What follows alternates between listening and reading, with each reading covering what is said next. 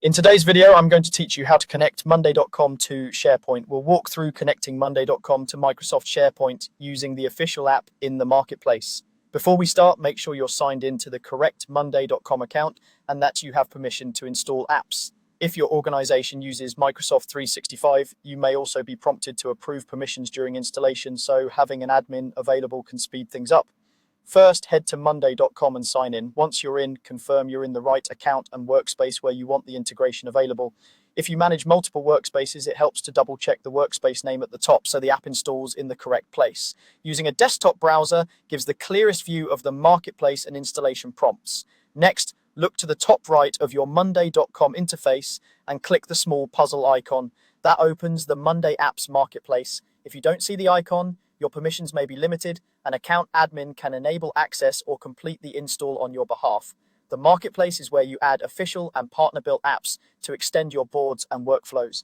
In the marketplace, use the search bar and type SharePoint.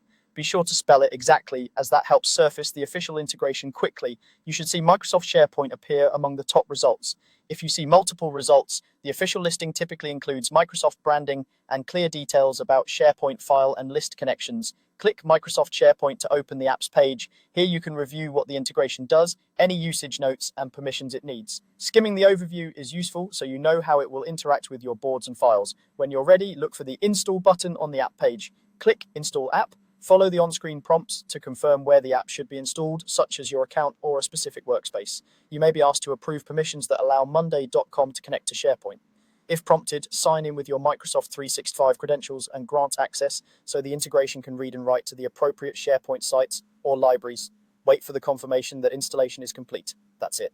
The Microsoft SharePoint app is now installed on your monday.com account and ready to use. From here, you can open your boards and begin adding SharePoint-powered recipes and connections.